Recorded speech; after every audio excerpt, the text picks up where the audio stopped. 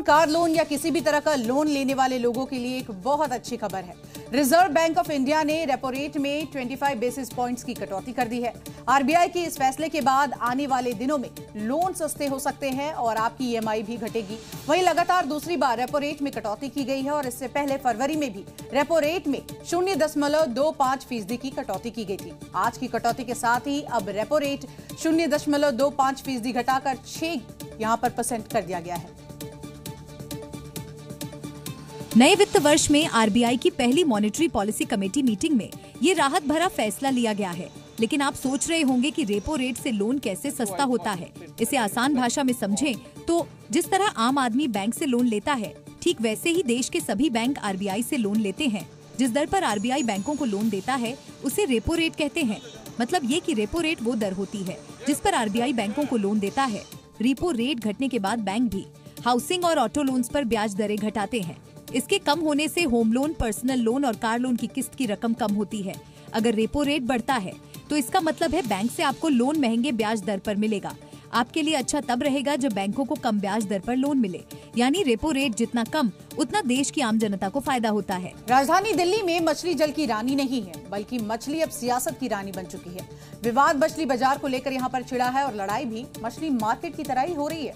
TMC के सांसद महुआ मित्रा ने वायरल हो रहे एक वीडियो की निंदा की जिसमें मछली बाजारों को लेकर सवाल उठाए गए, जिस पर बीजेपी की तरफ से अब तीखी प्रतिक्रिया आई है। बीजेपी के नेता ने बड़ा आरोप लगाते हुए कहा कि राजनीतिक साजिश ये पूरा का पूरा है। ये वही विवादित वीडियो है जिसे महुआ मोइत्रा ने सोशल मीडिया पर जारी किया है। वीडियो के कंटेंट पर सवाल उठाए हैं और आरोप लगाया है कि चितरंजन पार्क में गुंडागर्दी हो रही है। फिश मार्केट बंद करने की धमकी दी गई।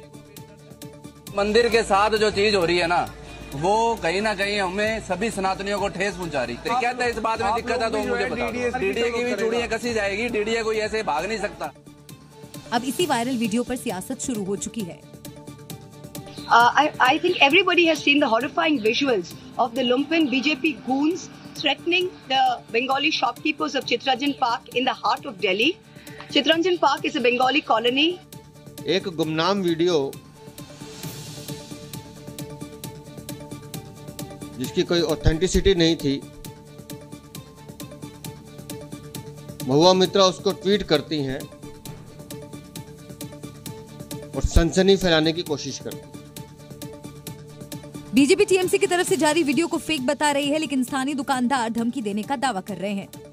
उसके बाद बोल रहे हैं यहाँ पे हम लोग आके, अगर ये मार्केट बंद नहीं होगा तो हम लोग यहाँ पे आके हनुमान चालीसा पढ़वाएंगे, ये बात बोल के वो अपना वीडियो करके चला गया। तो इसके बाद दूसरा बार भी आया था, दूसरा बार आके वही बात दौड़ा रहा है।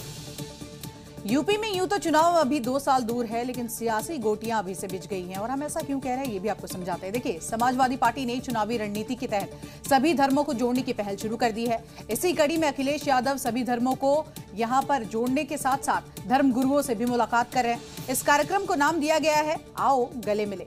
ये तो अखिलेश यादव की सभी धर्म गुरुओं के साथ पुरानी तस्वीरें भी मिल जाएंगी, लेकिन इस बार जो मुलाकात है वो प्योर सियासी है। कैसे, जरा ये कहानी भी समझ लेते हैं।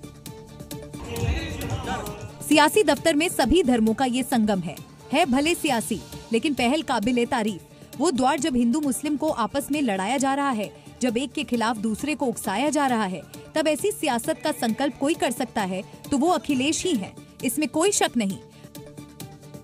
2027 इलेक्शन आने से पहले ये मैसेज भी दिया जा रहा है कि सभी धर्मों का सम्मान समाजवादी पार्टी करती है और सभी का वोट साधने की बात जो समाजवादी पार्टी कर रही है उसको अलग कहीं ना कहीं पाने की कोशिश की जा रही है। ऐसे में दिखाते पीछे जो यहाँ पर स्टेज बनाया गया है जिसमें लिखा हुआ है आओ गले मिले, होली ईद सद्भाव मिलन समारोह का एक नारा दिया गया। अखिलेश यादव 27 की तैयारियों में जुट गए हैं और ये तस्वीरें बीजेपी के हिंदुत्व की काट के तौर पर पेश की जा रही हैं, क्योंकि यूपी में ब्रांड योगी के आगे दूसरा हर मॉडल बेअसर रहा है।